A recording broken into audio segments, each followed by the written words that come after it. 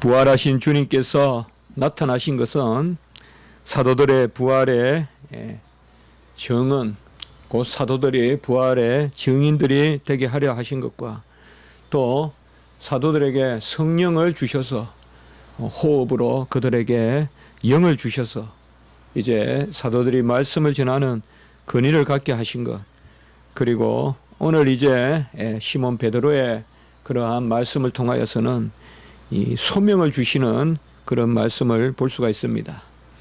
정말 이 구절만큼 많이 설교되고 또 여러 가지로 여러 모양으로 해석되는 그런 말씀은 드물 것입니다. 정말 은혜가 있는 말씀이요, 또 하나님이 한 영혼을 들어서 어떻게 사용하시는지 정말 자상하게 우리 주님께서 3번이나 베드로의 고백을 들으시면서 베드로를 이제 돌이키시는 그러한 말씀을 우리에게 보여주고 계십니다. 베드로는 주님을 3번 부인하였습니다. 그는 도무지 서지 말아야 할 그러한 부끄러운 자리에 섰습니다.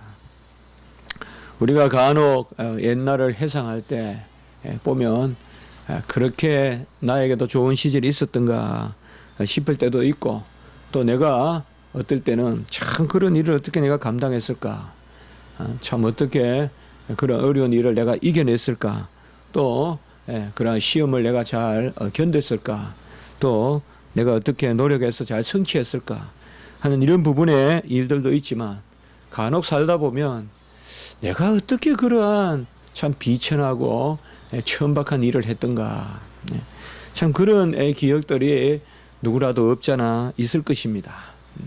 아주 어릴 때도 보면 그때는 물론 철이 들지 않았지만은 어떻게 내가 초등학교 때 혹은 또 그 초등학교 들어가기 전에 그러한 일들 했었을까, 그러한 것들 우리가 생각해 볼 수가 있을 텐데, 아마 이 시몬 베드로는 주님을 3번 부인한 것, 이것이 끝내 그의 심령에 사무쳤을 것입니다.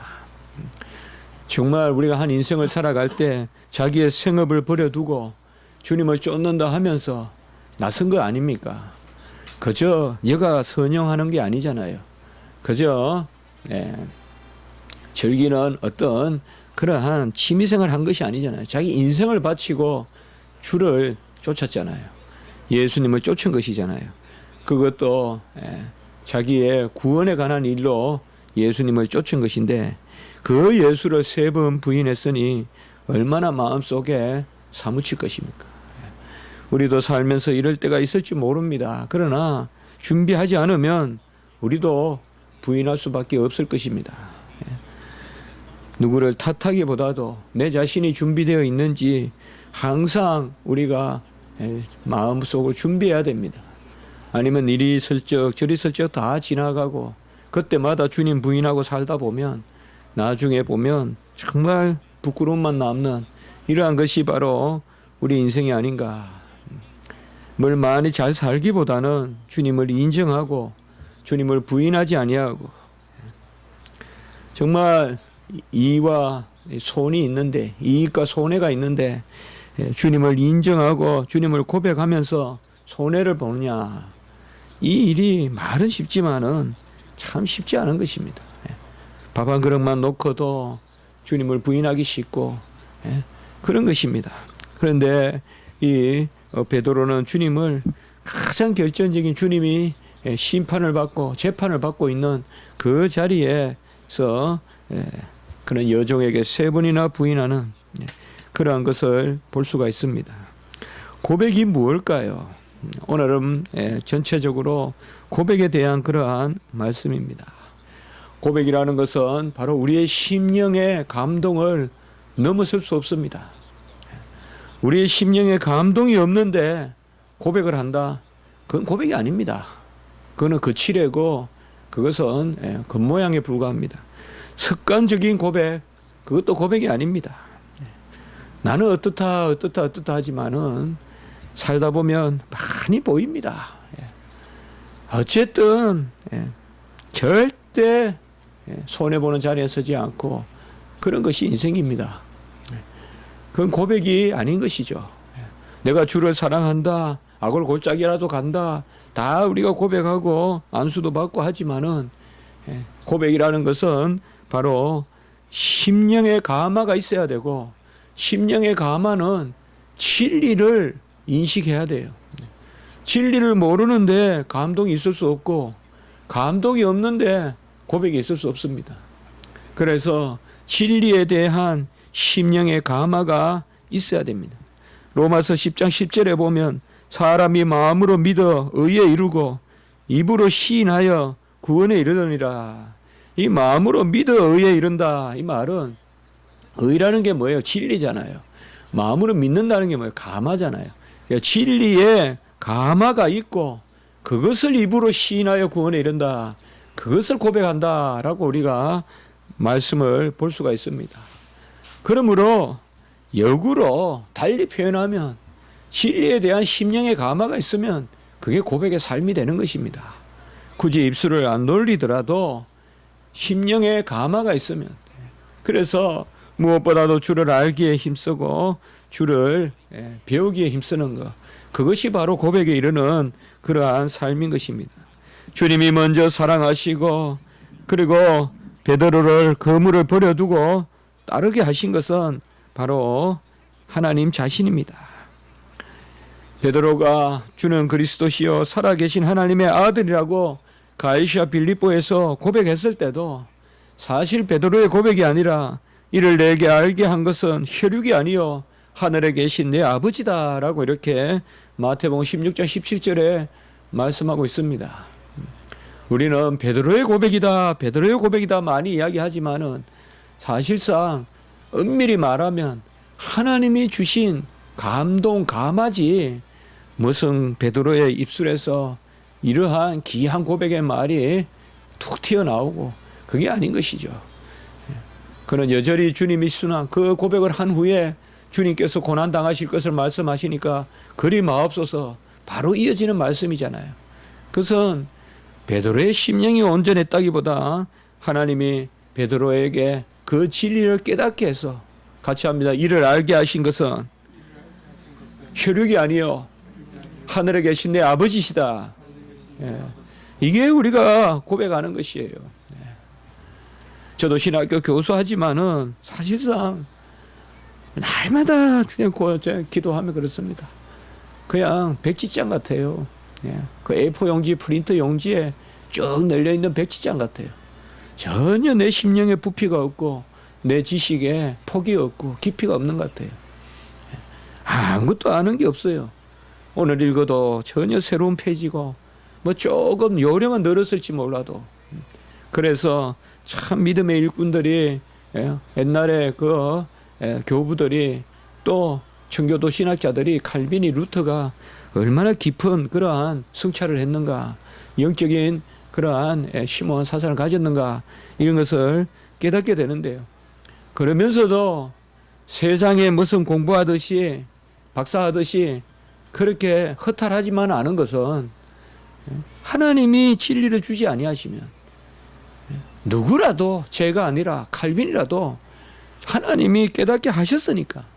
베드로도 혈육이 아니요. 혈육이 뭐예요? 우리의 노력이나 가문이나 내 경력이나 그것이 아니요. 바로 위에 계신 하나님이 알게 하셨다. 우리 주님께서 물으실 때는 이미 감동이 있습니다. 제가 지난주에는 그렇게 설교했죠. 우리 주님께서 명령하실 때에는 이미 그 명령이 마음의 감동을 일으킨다. 그물을 오른편에 던지라 했을 때는 그저 그냥 던져 하는 명령이 아니라 이미 그 말씀에 감동을 담고 있는 거잖아요. 우리가 아주 힘들 때 너 오른쪽으로 가 이렇게 이야기할 때 그것이 단순히 명령이 아니거든요. 우리 안에 감동이고 인도고 말이죠. 어떻게 보면 평강이고 위로고 말이죠. 그 명령이 아니에요. 저도 자네 뭐 그렇게 힘들어하는가? 원하는 대로 그냥 영국 가게. 그 장인어른 그렇게 목사님 그걸 말씀하시니까 그것은 어떤 명령이 아니고 어떤 재촉이 아니고 참 그 따뜻하게 와닿더라고요. 자신이 생기고 말이죠. 바로 우리 주님께서요. 자기네도 물었거든요. 자에게 어디로 갈 것인가. 그것은 어떻게 보면 뭘 물어가지고 이렇게 한다 그러면 따지고 저렇게 한다 그러면 따지는 그러한 물음이 아니거든요. 지난주에는 명령이고 오늘 말씀에는 이제 물으시는 거예요. 주님이 네가 무엇을 원하느냐, 네가 낫기를 원하느냐, 이렇게 물으실 때는 이미 우리 안에 감동이에요. 간혹은 기도 가운데 물으시고 간혹은 기도하러 나오라고 물으시기도 해요.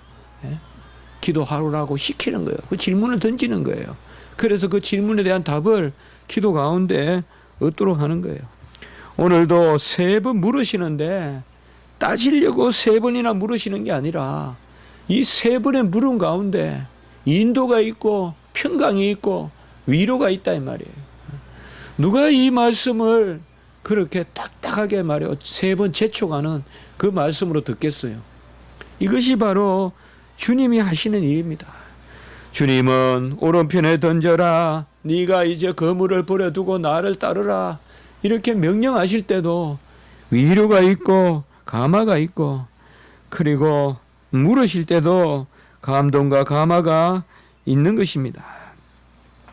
오늘 베드로에게 묻는 것은 그저 일반 성도에게 네가 나를 따르겠느냐, 좋겠느냐, 믿겠느냐 하는 그러한 일반적인 성도의 소명이라기보다는 특별한 직분의 소명을 말한다고 볼 수 있겠습니다.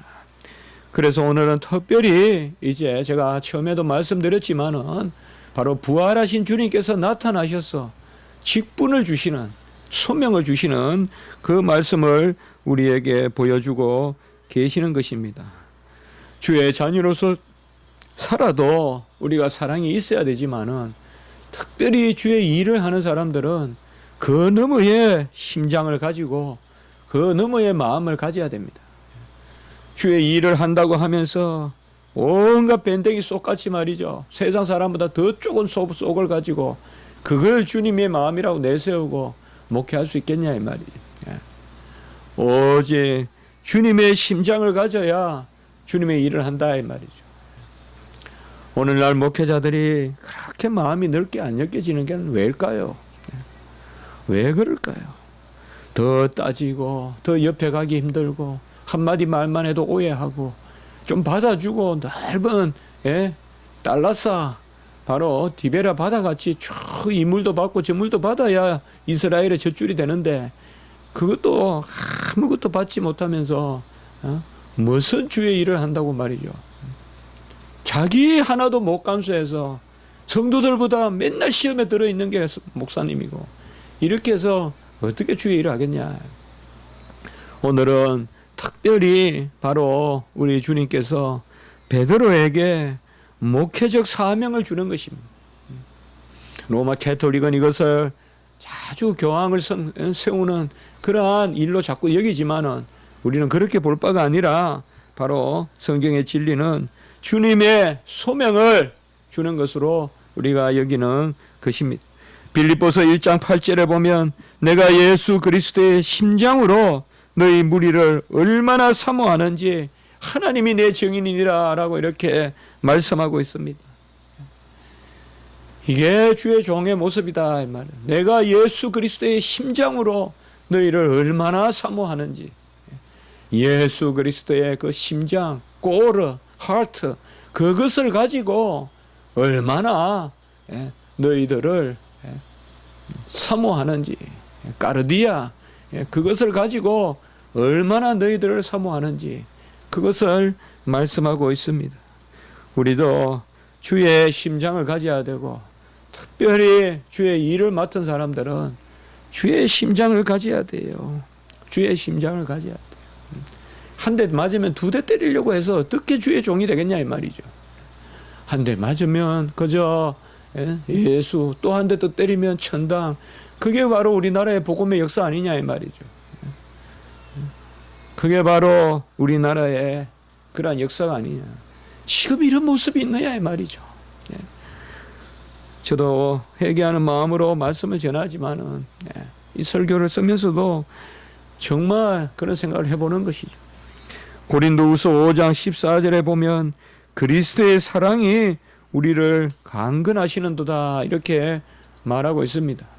바로 그리스도의 사랑이 내 안에 역사해서 그 사랑에 겨워서 이길 수 없어서 강건해서 우리가 주의 일을 한다 이 말이죠. 주님의 사랑을 내가 얼마나 크게 받았으면 강건하기 때문에 주의 일을 하지 않고는, 말씀을 전하지 않고는 내가 견딜 수 없어서 부득불 말씀을 전하는, 이것이 바로 주의 종의 모습이다.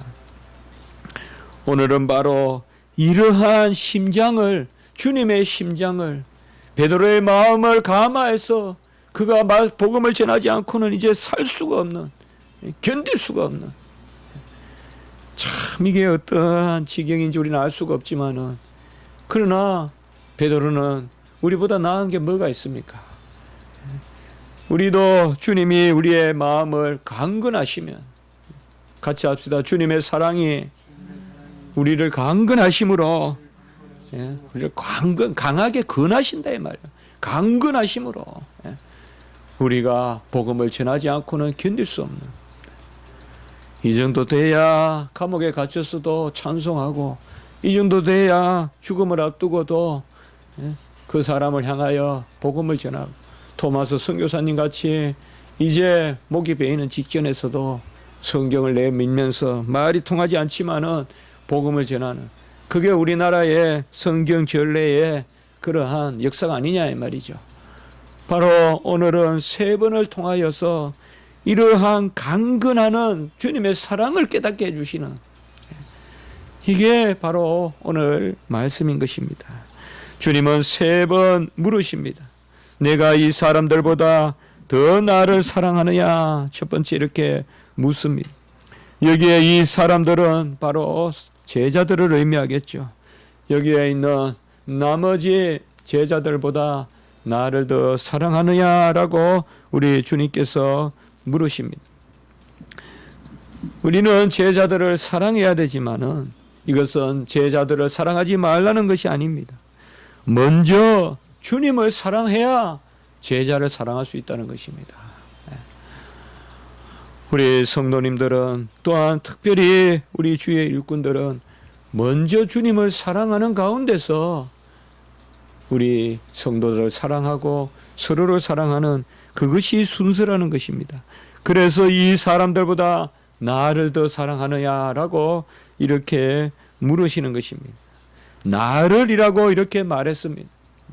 내 소유가 아니라, 내 가진 것이 아니라 주님 자신을 사랑하는 줄을 네가 더 사랑하느냐라고 이렇게 물으십니다. 네가 나를 사랑하느냐. 헬라어도 똑같습니다. 우리 영어하고 나를 사랑하느냐, 바로 주님 자신을 사랑하느냐라고 이렇게 물으시는 것입니다. 주의 일은 이때 사람들이 하나하나 뭉쳐서 함께 동역해서 하는 것이 맞지만은, 그러나 그 이전에 각자가 주님을 먼저 사랑하는, 네가 이들보다 나를, 이 모든 사람들보다 나를 더 사랑하느냐라고 이렇게 묻습니다. 주님 그러하이다. 내가 주님을 사랑하는 줄 주님께서 아십니다라고 첫 번째 대답을 합니다. 베드로는 그리스도를 주라고 부르면서 주여라고 부르는 것입니다. 여기에 호칭이 중요합니다. 쿠리에, 주여. 우리가 부활 후에 주라는 말이 이제 많이 등장한다고 그랬죠. 이때부터 이제 이 구약의 아도나이, 바로 주라는 말이 신약에서는 쿠리오스가 되고, 이 쿠리오스라는 단어가 이제는 예수님으로, 구약에는 주 이라면 하나님이신데 이제 신약에서 주 이러면, 그러니까 쿠리에 이렇게 혹격으로 주여라고 부릅니다. 주여 그러하이다. 내가 당신을 사랑하는 줄 당신이 아시나이다 라고 이렇게 직역을 하면 해석이 되겠습니다. 그러니까 주님이시여, 내가 당신을 사랑하는 줄 당신이 아나이다 라고 이렇게 말합니다. 첫 번째 질문은 바로 사실 자체를 묻는 것이겠죠. 또 질문하십니다. 두 번째, 내가 나를 사랑하느냐라고, 또 아가파오 사랑하느냐라고 이렇게 물으십니다. 두 번째 질문은 바로 확증하는 것입니다. 첫 번째 질문은 사실 자체를 말씀하는 것이라면, 두 번째는 바로 확증하는 것입니다. 우리 심령을 모은다는 것이, 확증한다는 것이죠. 주님, 그러하이다. 내가 주님을 사랑하는 줄 주님께서 아시나이다. 여기에 보면 사랑한다는 말이요, 주님이 물을 때도 처음에는 두 번 아가파오, 이 아가페란 말이 여기 나오는데 그렇게 두 번 나오고, 세 번째는 주님이 물으실 때 내가 사랑하느냐 할 때 필레오란 단어를 써요. 그래서 우리는 아가페 또 하나님의 사랑, 또 형제적 사랑 이야기하는데 그건 의미가 없습니다. 저도 한때 그렇게 설교한 적이 있었어요. 교육전도사 할 때. 그건 의미가 없어요. 그냥 필레오나 아가페나 다 사랑한다라고 해석한, 그런 해석은 좀 유치해요.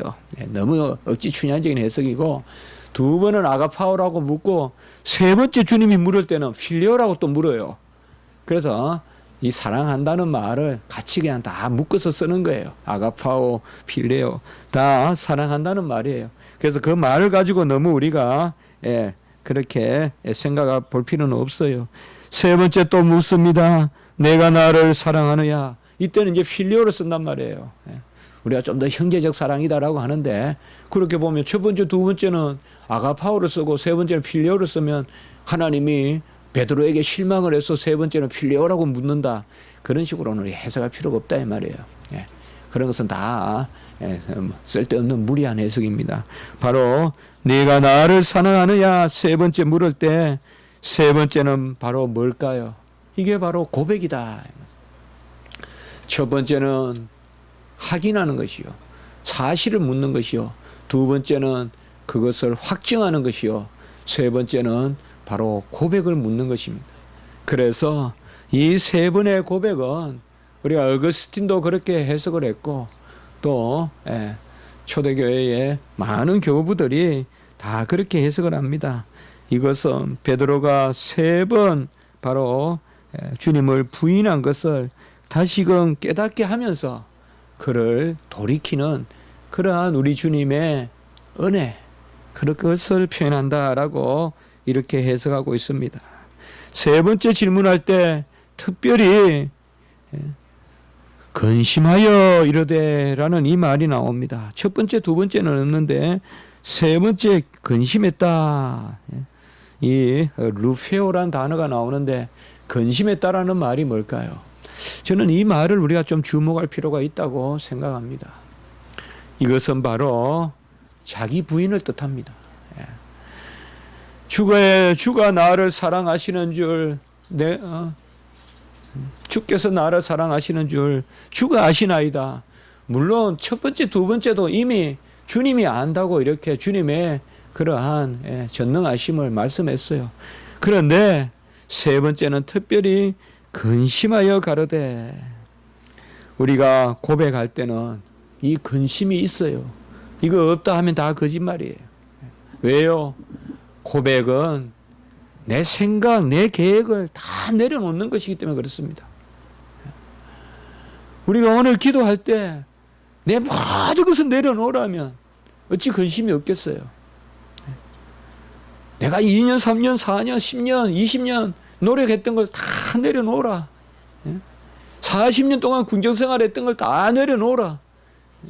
모세같이 그냥 일거에 하루아침에 그냥 양의 똥을 치우는 그러한 일을 시키면 어찌 근심이 없겠어요? 야곱과 같이 부유한 족장의 아들로 살다가, 그것도 부모의 사랑을 받는 그런 자리에 살다가 하루아침에 그냥 바단 아람에 가가지고 해보지도 않은 그러한 양치기를 시키면 어찌 근심을 안 하겠어요? 항상 이 고백에는 근심이 따릅니다. 절대 하나님은 우리가 가진 뭔가를 버리지 않고는 시키지 않습니다. 절대 버리지 않고는 시키지 않습니다. 우리가 구원받은 것이 죄를 버렸기 때문에 구원받았듯이 주의 소명도 절대 버리지 않고는 시키지 않습니다. 그 근심이에요. 저는 이 구절을 자주 그렇게 생각합니다. 욥이 깨달았을 때 욥기 42장 5절에 보면 이제껏 내가 귀로 들었사온데 이제는 주를 눈으로 배웁나이다. 이게 뭘 의미할까요? 이때까지 귀로 들었다는 것은 내 마음으로 들었다는 것이요, 눈으로 본다는 것은 바로 믿음으로 본다는 것입니다. 베드로가 세 번째 근심하여 이르되, 첫 번째 두 번째가 오히려 더 확신이 있는 것 같고, 주가 아시지 않습니까? 예? 주님 아시지 않습니까? 자신 있게 말하는 것 같지만은 세 번째는 오히려 우리가 세상 사람이 보면 세 번째는 고백이 없는 것 같죠. 모르겠어요. 아이고 두려운데요. 이런 입장인데 세 번째 오히려 온전한 고백이 나온다 이 말이죠. 근심이란 말. 우리는 하나님이 우리가 아마 더 믿음이 있다면, 우리가 더 강한 믿음을 가졌다면 하나님은 우리에게 이러한 근심의 터널을 지나게 하실 것입니다. 우리에게 아무 근심이 없다면 어찌 보면 우리가 좀 더 어린아이와 같은 믿음일 수도 있습니다. 아직까지 연약하기 때문에 하나님이 근심을 주시지 않는지 모르겠습니다. 하나님이 우리에게 근심을 주시는 것은 바로 우리를 버리고 하나님을 따르라고 하는 것입니다. 주님은 세 번 이 부분에 대해서 이제 명령을 하십니다. 내 어린 양을 먹이라. 첫 번째는. 두 번째는 내 양을 치라. 세 번째는 내 양을 먹이라 라고 이렇게 말합니다. 이것도 여러 가지로 해석하지만 다 부질없습니다. 제가 보기에는. 어린 양이 또 다르고 양이 다르고 그렇게 해석할 필요도 없고, 우리에는 어린 양이 있고 양이 있지, 뭐 어린 양을 목동이 따로 치고 양을 따로 치겠습니까? 어린 양을 치고 양을 치란 말은 양을 다 먹이라는 거고 치라는 것이요. 그리고 먹이라는 말과 치라는 말을 또 구별해서 설교하는데, 몇 번 그런 설교 들었어요. 이 본문을 할 때마다 제가 그렇게 설교하는 거 들었어요. 먹이라 하다가 치라 하다가 먹이라 한 이유가 뭐냐? 그런 건 다 부질없습니다. 바로 먹이는 것과 치는 것은 같은 말이에요. 같은 말이에요. 바로 목사가 되는 거예요. 패스트가 되는 거예요. 패스트. 그러니까 여기에 목사직분이 나오는 거예요. 목사가 뭡니까? 바로 목자, 패스트가 목자라는 뜻이잖아요. 본래 목동이잖아요. 목동. 양치기가 바로 패스트잖아요. 그래서 양을 치고 양을 먹이는 그러한 하나님의 일꾼이 되라라고 이렇게 말하고 있습니다. 오늘 말씀을 통하여서 이제 요한복음의 마지막 후미에 나오는 이 말씀이 우리에게 향한 말씀이 되기 바라고, 우리도 주의 소명자로서 고백이 있어야 됩니다. 고백은 지식이 있어야 됩니다. 지식이 없이 입술로만 하는 고백, 그거 다 쓸데없는 고백입니다. 감정으로 하는 고백, 분위기에 따라 하는 고백, 그건 고백이 아닙니다. 고백은 심령의 감화가 있고야 고백이 있는 거지, 심령의 감동 감화도 없이 어찌 고백이 있겠습니까? 주님이 우리에게 물으실 때는 우리를 인도하셔서 고백에 이르게 하시고 깨닫게 하기 위한 것입니다. 이러한 것이 우리에게 있기를 바랍니다. 우리도 시몬 베드로와 같은 그러한 자리에 다 서는 것입니다. 우리도 다 요한의 아들, 여기에 보면 요한의 아들이라고 해서 아들이라는 말은 사실 없어요. 그냥 헬라어에는 보면 요한을 소유격으로만 써놨어요. 그러니까 요한에 속한 자식아 뭐 그 정도예요. 그냥 소유격이에요. 그러니까 우리가 성경에도 보면 아들이라고 작게 써놨죠. 아들이란 말은 바가 없어요. 아들이란 말이 없어요. 그냥 요하네스, 요한의 그사, 요한의 것, 베드로야. 어떻게 보면 너 별거 아니다 이 말이야. 한마디로 너 아버지 요한에 속한 너 베드로야. 그 정도로 읽으면 돼요. 우리가 어감은 그래요 사실. 그러니까 요한 가문의 자식 베드로야 그렇게 부르신 거예요. 그는 바로 평범한 한 인간을 뜻하는 거예요. 그 베드로야 이제 내가 너를 주의 종으로.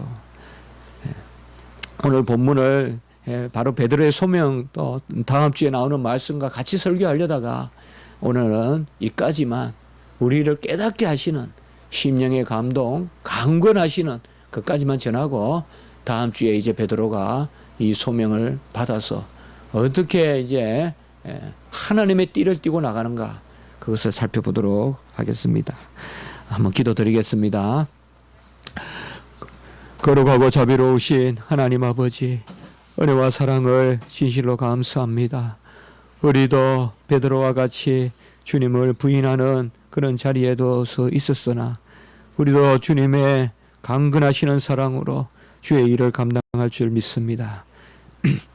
주님의 양을 먹이고 어린 양을 치는 그러한 저희들이 되게 도와주시고 우리 모든 성도님들이 주의 일을 감당하는 자리에 서게 해 주시옵소서.